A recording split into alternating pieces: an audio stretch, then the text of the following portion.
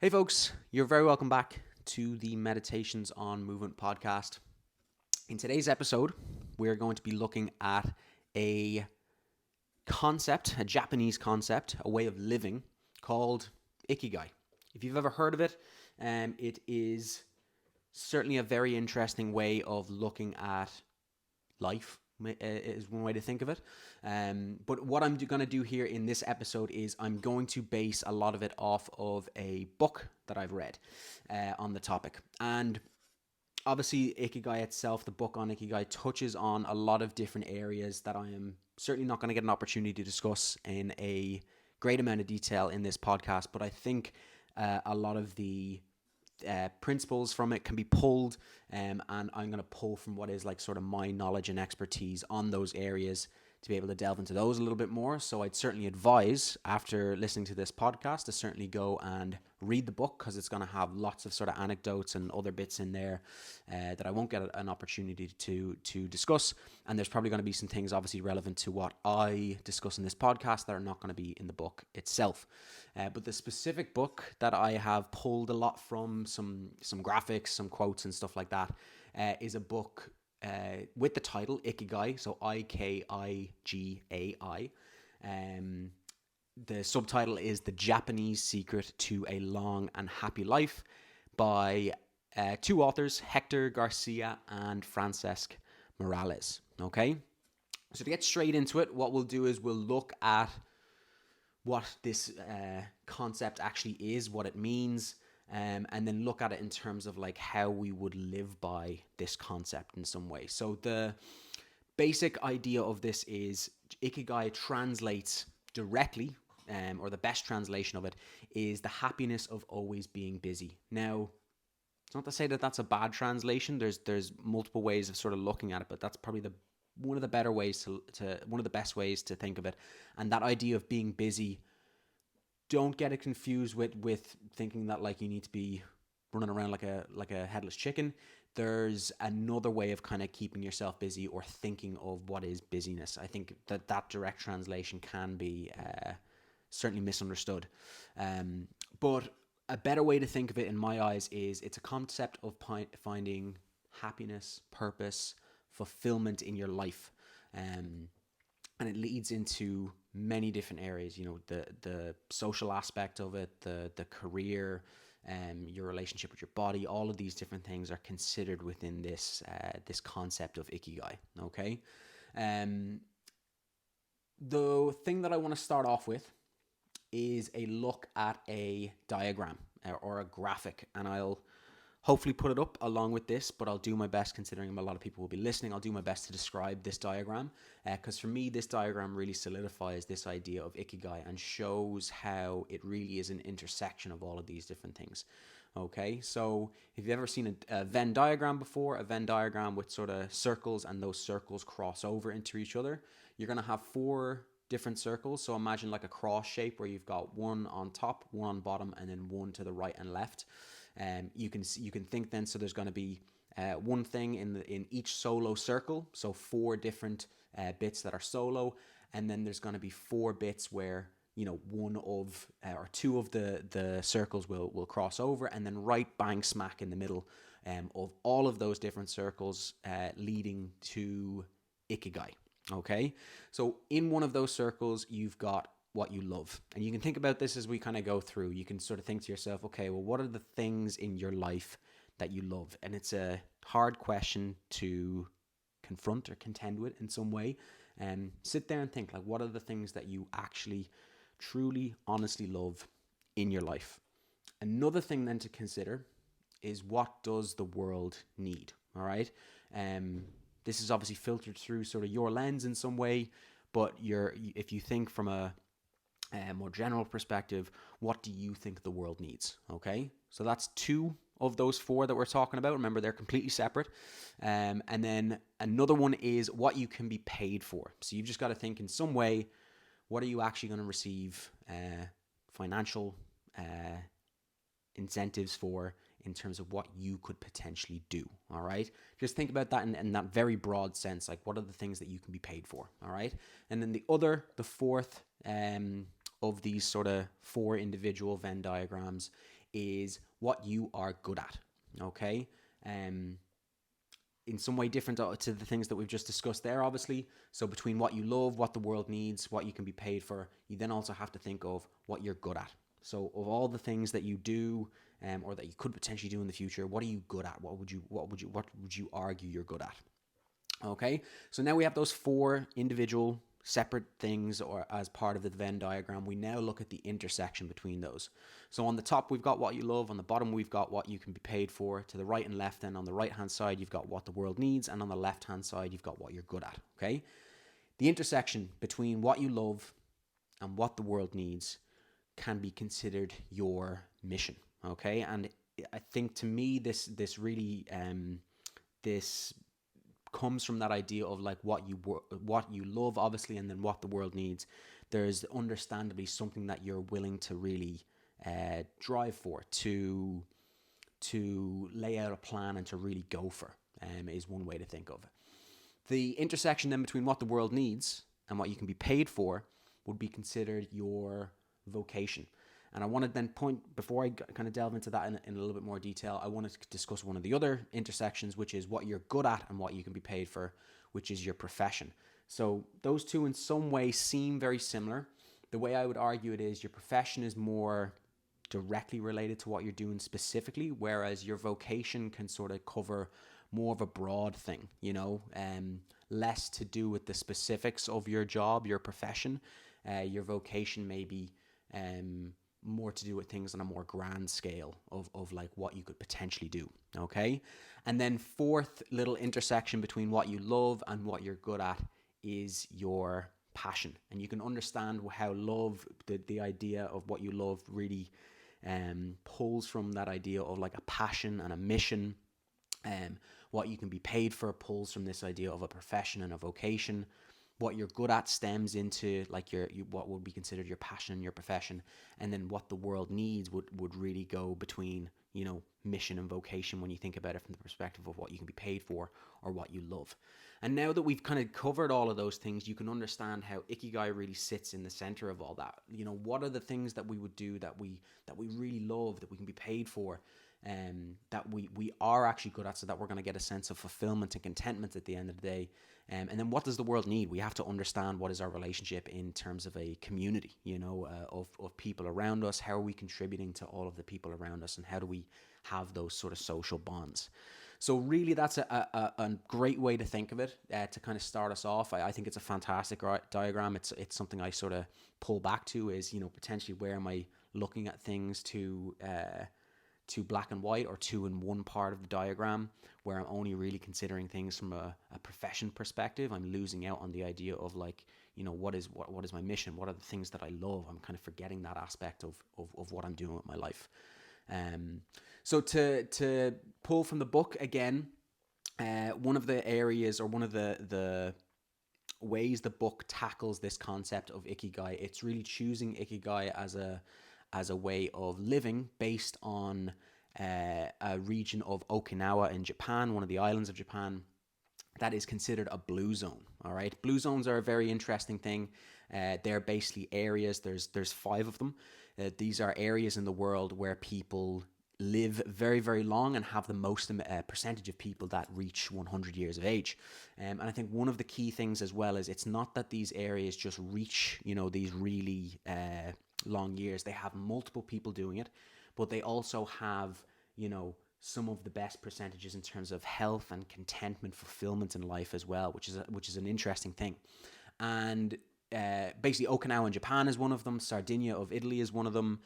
Loma-Linda in California, the Nokova Peninsula of Costa Rica, and Icaria of Greece. Hopefully I'm pronouncing all of those right.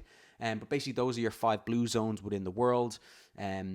And basically this is once again a direct quote. According to scientists who have studied the 5 blue zones, the keys to longevity are diet, exercise, finding a purpose in life, an Ikigai, and forming strong social ties. That is having a broad circle of friends and good family relations. And it's so simple in some way when you look at this stuff on paper, when you just think of those different things: diet, exercise, finding a purpose in life, and strong social ties. You know, if you were to really look at those things as sort of key categories within your life that you should be devoting a lot of your time and investing in, they're going to give you stuff back. You know, they're going to give you a greater sense of purpose, meaning, and they're really going to help you live a long and happy life. So it is fascinating that you see those sort of commonalities between the major blue zones. And the big thing about this book then is really is comparing Okinawa, or looking at Okinawa specifically as one of these blue zones. And some of the key areas that we find we're going to really delve into. So we're going to look at the diet of Okinawa, some sort of key points on it. The idea of exercise and movement, mindfulness and stress reduction, some things on resilience, social connections and community, all these different things that would sort of relate in some way to an Ikigai.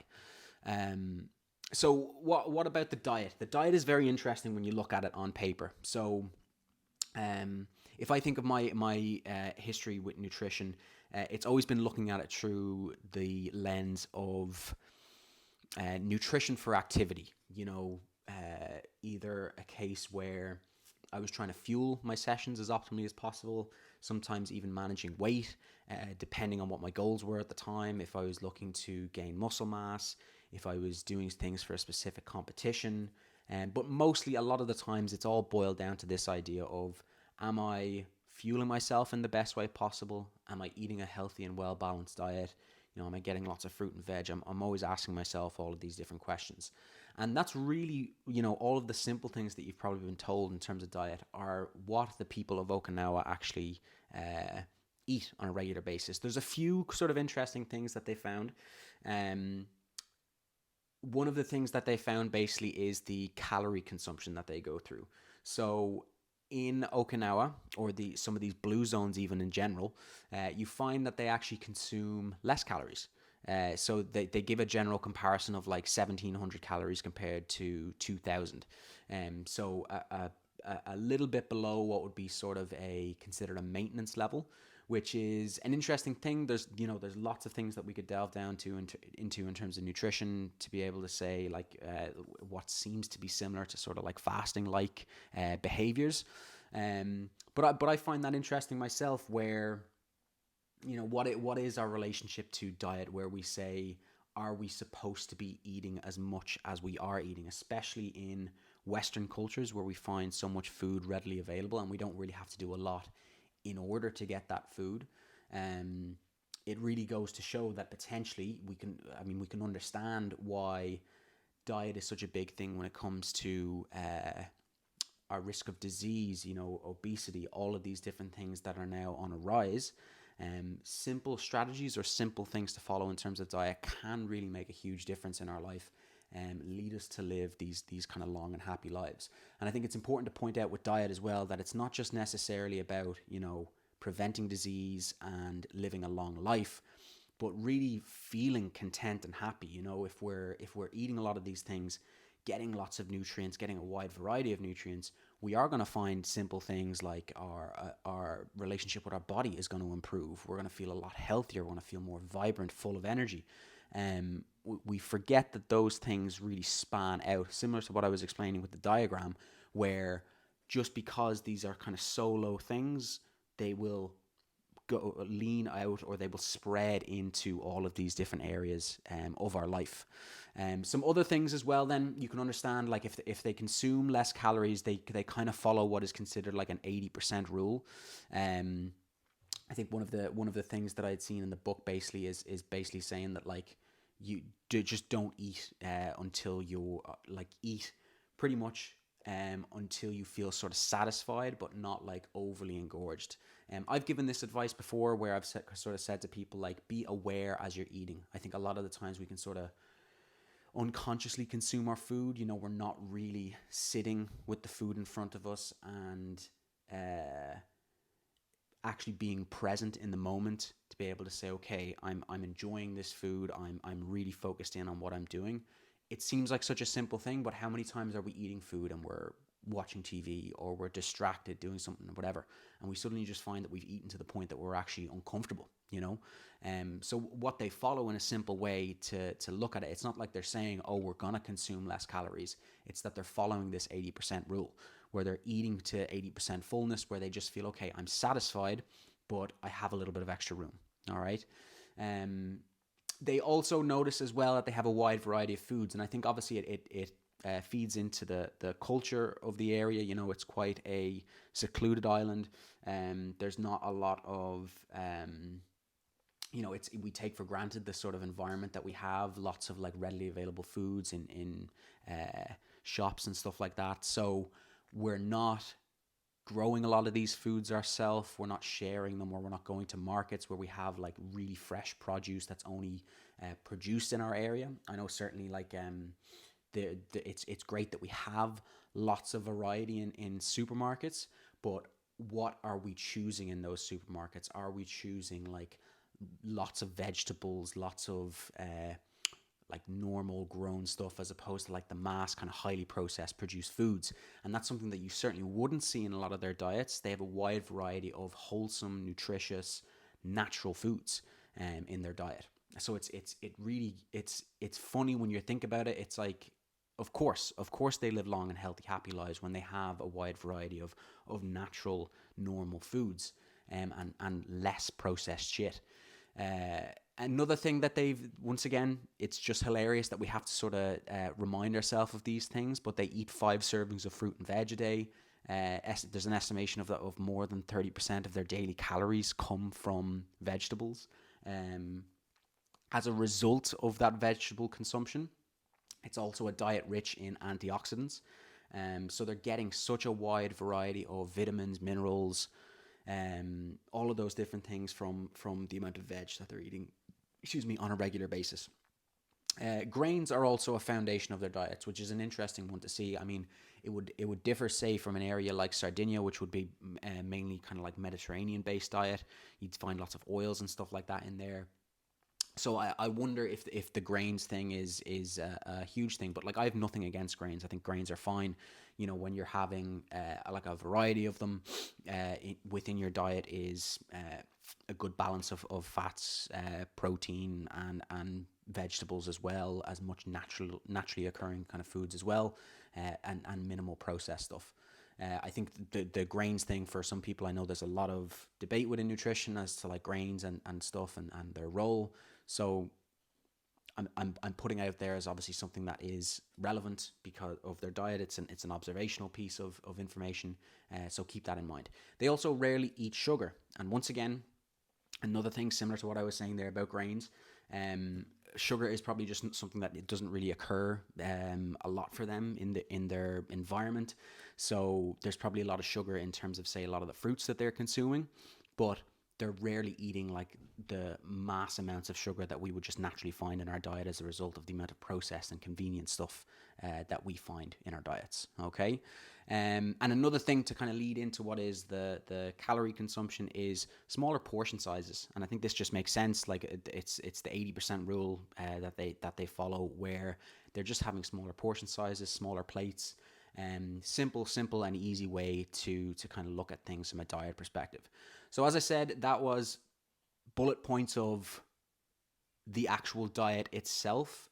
And what I can sort of give from that is they're simple things to follow. You know, they're all the things that we know we should be doing in terms of our diet. It's just for them, they've created an environment. They don't have you know, they're quite secluded locations, so they're lucky in a sense that they don't have a lot of those things available to them. But maybe there is a sense of, you know, if those things were available to them, they wouldn't look to consume them as much as they are, because they know themselves that they're observing the people around them, the culture that they have, the lifestyle that they have. You know, if they have that conscious thing of the 80% rule, then they're clearly aware of what their relationship is with food, and bringing in lots of like highly processed things. Like, you can imagine if a McDonald's were to set up right next to them, I can't imagine they would, you know, be in there and then suddenly their culture, their lifestyle would change massively. They probably wouldn't go near it. All right. Another aspect of the Okinawa, or the blue zones, is this look at exercise and movement, and it certainly relates back to Ikigai as well, in terms of finding your purpose, is understanding your relationship with your body. Obviously I have a movement practice myself. I could sit here for hours and talk about the importance of physical activity. I've already talked about it on numerous episodes. But it's always fascinating to me when you look at how being physically active on a regular basis, having confidence in your body, having freedom to move, how it really relates to your happiness, your fulfillment in life. If you are very active during the day as a result of your job, I'd argue that you're going to be much happier if you are unfortunately desk bound and then sedentary on top of that as well. It's not to say that you can't be desk bound as a result of your work and then not live an active lifestyle. You just certainly have to be aware that you're spending a lot of time very, very sedentary as a result of your profession. And then you've got to counteract that to some degree with increasing your physical activity, having something in there potentially every day. But it's looking at it as a lifestyle thing, not saying like, I should be punishing myself as a result of not being physically active quite regularly, or not being physically active for the last 5-10 years, whatever it is. Just make sure that you're not having a negative relationship with movement or physical activity in general. Physical activity can be very rewarding. It can be very fun. It can be very fulfilling. So please, if you're someone who is not as physically active at the moment, be open-minded to a lot of the things that you could potentially be interested in, you could potentially try, because they will have this naturally symbiotic relationship with all of these aspects of diet, of stress reduction, of mindfulness, of finding a purpose, of your Ikigai. The thing that they really touch on in the book in some way is this integration of exercise into daily life. They touch on things like, yoga, qigong, tai chi, although they're not specifically related to Okinawa itself, and Japanese way of living. You can understand in Eastern cultures, it is very interesting to see those things kind of pop up, those very similar sort of martial arts, where, in a lighter sense, they are not overly strenuous. Like you look at maybe Tai Chi and Qigong, there's a lot of effort that goes into them, don't get me wrong, but you can imagine like they're not as strenuous as like a CrossFit workout or sprinting, that kind of thing. They're not overly exertive. They are a very particular style of movement. And as a result, it feeds into maybe the relationship that people have into their elder years with it, because they feel they can continue to do it. I think a lot of the times in Western culture or in our culture as a whole, there is this element of, you hear people talk about it as like, I have to really physically push myself, and then I'm not as strong as I used to be, I'm not as fit as I used to be. That suddenly becomes the relationship that you have with it, where it's a comparison to a previous version of yourself, or even the people around you. It becomes that whole thing of am I meeting a certain standard, which can be healthy to a certain degree, for sure. But I think in terms of longevity, we have to find alternate reasons for why we are involved in a movement practice. There has to be a deeper sense of meaning behind it, I think. And those Eastern traditions of movement certainly have that. There's a lot of emphasis on the process, the movements themselves, rather than necessarily what the movements are giving you. They're a result of doing the movements itself, being involved in the process. So that's what I think is that main difference between maybe the East and West. You can look at and categorize a lot of Western traditional forms of exercise very specifically, and Eastern traditions have their own sort of philosophy intertwined with them as well. But all I'm saying here in terms of the exercise and movement really is, I haven't gone into a tremendous amount from the book, because I think it speaks for itself given all the information that I've given on the podcast, is physical activity is so huge. It's certainly one of the areas that I've really put a lot of money into, or a lot of energy into, a lot of my resources into, and I've found that. And it's when I start working with people who maybe weren't as physically active, it's very rewarding to see that from people, how much it gives them. They start to feel more confident in their body, they start to feel much better, and it feeds into their happiness, their contentment. One of the other areas then that is discussed in the book is this idea of mindfulness and stress reduction. That is really a part of the Okinawa culture, the blue zones in particular, where maybe in sort of Eastern based cultures, you see a lot more emphasis on like mindfulness practices. Like you can think of meditative practices, things that I've discussed, breathing techniques. I've discussed that. I have an episode on breathing as well. You see this is a really important part of what they do, something that they do on a very regular basis. It feeds back into that idea of a daily physical practice that we found in the last point.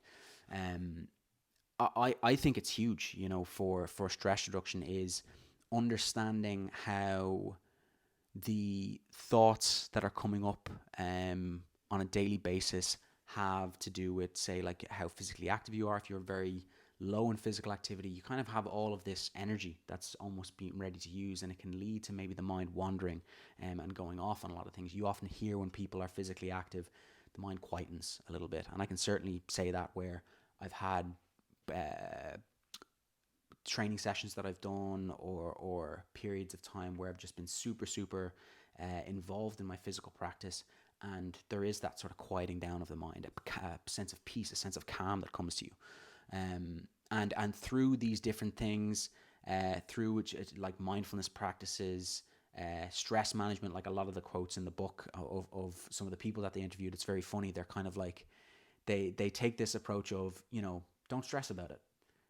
It's very, very funny when we hear that, because, when we're in the thick of it with stress, it's so over consuming, it's so overwhelming. Our thoughts are racing. It's just, everything is, you're seeing red, and you have to be aware to some degree that you're kind of getting caught in something, if that makes sense. You're getting caught by the stress. You're identifying with the stress. You're stuck in it. And that perspective of just being able to say, like, hey, don't worry about it, seems very simple, but that's really what you're doing, is you're sort of observing it and going, okay, it's there. It's something that's with me right now, but it doesn't have to be something you identify with. You can take a step back from it. And I think that's where meditative practices really give you that ability to distance yourself from those thoughts. You often see it within a meditative practice where you are trying to focus on a mantra, you're trying to focus in on your breath, whatever it is, you're trying to focus on something to make you aware of your racing thoughts. You're sitting there in meditation and you're trying to think, okay, focus on my breath, breathing in, breathing out, and then your mind wanders. And it's the process of catching yourself, not necessarily how good you are doing the meditation. It's not like a perfect meditator suddenly has no thoughts. That's not the objective of meditation. The objective really is to catch yourself wandering as many times as you can, whether that's once or twice within 10 minutes, or whether that's 1,000 times within 10 minutes. It's really about becoming aware of how we really have a poor ability to do that naturally. And for some of us, we're not even aware of it. You would say to someone who's very inexperienced with meditation to sit down and meditate, and they would sit there and they'd go, oh, I'm not really thinking of anything. And it's almost as if that person needs it more, because they're not even aware that their mind is racing. They're so enamored by those thoughts. They think they're focusing in on their breath. They're not really aware that their mind is racing all over the place. So it's what you find then when you start getting into a meditative practice is you actually feel as if you're getting worse. You feel as if you're making less progress, because you're becoming more aware of the fact that your thoughts are trailing off. So when you really keep going through that process on a very regular basis, on a very consistent basis, you're getting a distance from all of those different things, from those thoughts, those feelings that take us over so much. So I think it's really a huge part of stress reduction that you're seeing in these cultures, these blue zones where they have low levels of stress, is really it's such a huge part. Another thing that kind of falls under this idea of, let's say, mindfulness and stress reduction is finding flow in what you do. And this maybe comes back to the original quote that we sort of saw at the start, that is the happiness of always being busy. And I think this is really what they mean when they say being busy. Busy in the sense that you have so many things in your life that you are always always in a flow with. You're always in the moment. You're never distracted. You're busy in the sense that you have things that are that mean a lot to you, and that you find yourself in more of a flow. One of the quotes that I've kind of pulled here from the book is there's a book on flow. It's called Flow: The Psychology of Optimal Experience by the author's name is Csikszentmihalyi. It's a very hard name to pronounce. I'm obviously butchering it, but look up that book, Flow: The Psychology of Optimal Experience, and the name that I've attempted to pronounce terribly. But basically it says that flow is the state in which people are so involved in activity, that nothing else seems to matter. The experience itself is so enjoyable that people will do it even at a great cost for the sheer sake of doing it. And this to me, it's like there's so many things that I find myself in a flow in, and the more of those things that I have, not necessarily the better my life is, but the more fulfilling and rewarding my time spent feels. If you're doing lots of things that you're dragging yourself through almost, that's necessary in life sometimes. Sometimes we do have to drag ourselves through things that are potentially uncomfortable in order to find that flow in time. But you really have to think, like, what are the things that you just get lost in? You're just really, really involved in the moment. There's no distracting thoughts. You're just really, really present. Those sort of things are potentially what feed back to those ideas of, what you're good at, what you love, what the world needs, and what you can be paid for. All of those intersections, you can think of, like, where do you find flow in those different areas? Where are you lost in the activity that you're doing? And then even look at it from the opposite perspective. Say to yourself, well, what are the things that I'm meeting such a hard brick wall every time I go to do it, and I've attempted it multiple times. Could you look at an alternate strategy? Could you look at a different way of approaching the topic? Could you change your mindset to it to sort of come at it from a different angle and then find your flow? Or is it potentially something that you should just pull yourself away from? Can you even do that? Potentially. Can you start to do that with a lot of the things in your life? Hopefully you can. It's something to consider for sure. And this certainly deals with Vygotsky's zone of proximal development. I hopefully got that name right as well. This is something I've discussed on the podcast even before in some of my posts on social media as well. But you can imagine you've got that sort of zone of things that arouse you enough, or things that don't even tickle your fancy or don't even pique your interest. And it's never good to find yourself on that end of the spectrum. But that zone of proximal development really is when something is just as enthralling as it needs to be to really find yourself in flow. Okay. Another concept discussed in the book is the concept of resilience, and it looks at it from very, very different angles. And I think this comes back to where mindfulness and stress reduction might be looked at in a more negative sense. Resilience is, I think, a very positive thing for sure. It's this idea of, like, one of the things that they quote here is a Japanese saying, "Nana korobi yaoki." Hopefully I've said that right as well, which is fall 7 times, rise 8. And this ability to overcome challenges, to really maintain a positive outlook is so huge in life. We're always going to come up against obstacles in life. So some of us come up against it early in life and realize that, okay, this is what life is, and in some way it can be a blessing that you're able to go through something and you're able to use it as something that doesn't define you. Use it as something that you can potentially get over, that gives you a new perspective in life, that changes you for the better. It doesn't have to be something that changes you for the worst. And I'm amazed myself. It's very, hopefully it's not seen as very dismissive, when someone goes through something that's very, very hard, to be able to say that, like, oh, they didn't come out of it on the better side.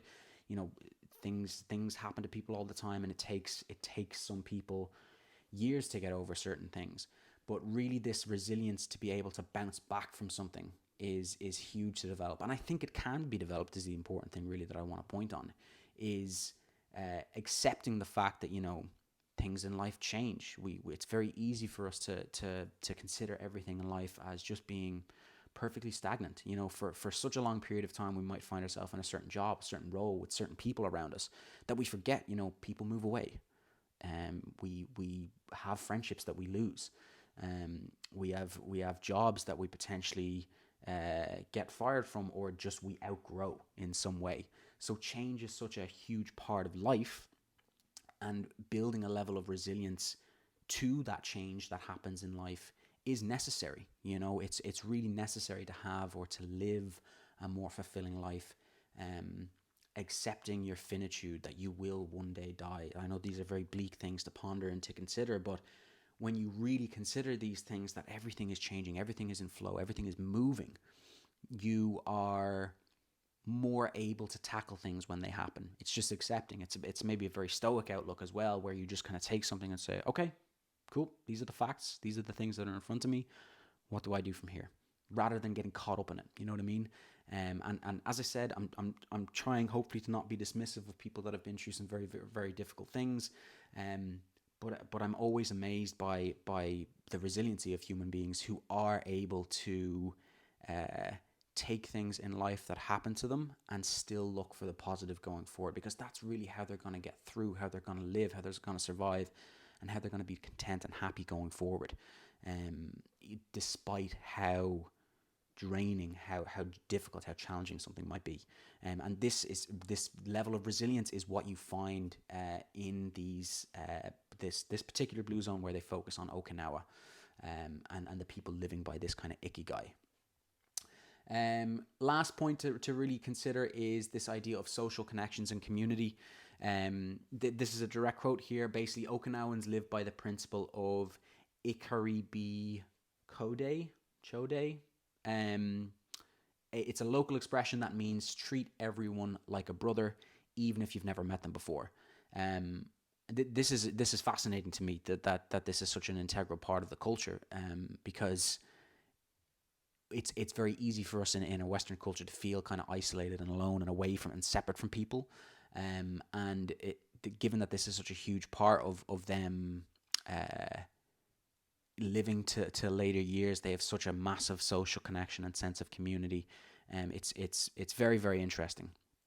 And it feeds into this more philosophical side of things, where you are able to sort of look at your own things that you go through, your own issues, and look at other people and recognize and become aware of the fact that, hey, they're another person going through similar or potentially even more difficult struggles, and they've come to this point in their life. They're making decisions based on the things that have happened to them, and you could have easily done a lot of the things that they have done, you know. And you suddenly expand that out into the 7 odd billion people that we're at now at this point in the world. It's really it's a beautiful way of looking at things, of looking at reality and realizing that, like, hey, we might be separate people, or we might conceive ourselves as separate, but we're a social network. We are very similar, and we have more similarities than we have differences. I'm touching on something here that is really like ethereal and out there, and I want to tie it back into this idea of kind of social connections and community. So maybe I'll do a future episode on some of this work as well, or this concept. But basically what I'm saying here is the social bonds that you build, the sense of community that you have, is super integral to your longevity, to living a long and happy and fulfilling life.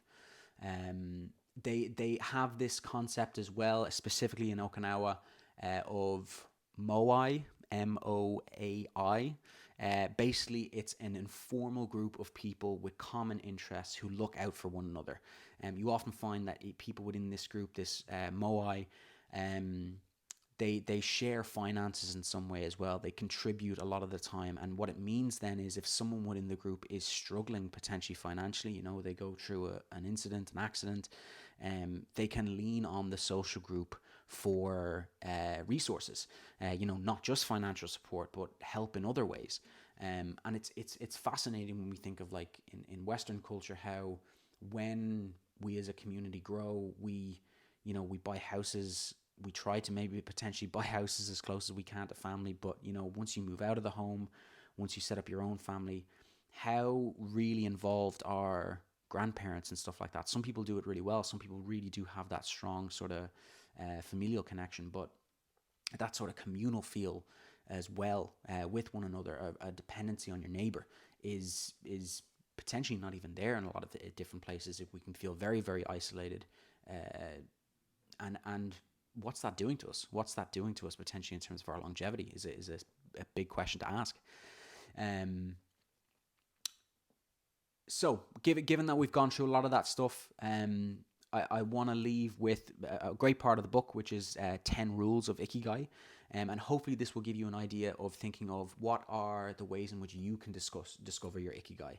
If you go back to the start and we consider that idea of like what you love, what the world needs, what you can be paid for, and what you're good at, finding what is your mission, your vocation, your profession, your passion, really asking those sort of questions can lead you to your Ikigai potentially.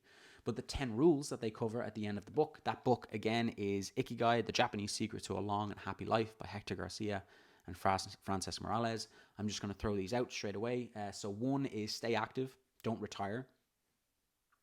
Number 2, take it slow. Number 3, don't fill your stomach. Number 4, surround yourself with good friends. Number 5, get in shape for your next birthday. I think this is a funny one where it's like, it's the continual process of life. Like, keep getting in shape for your next birthday and you will live a pretty long and happy life.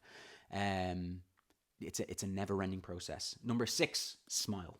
Number 7, reconnect with nature. Number 8, give thanks, be grateful.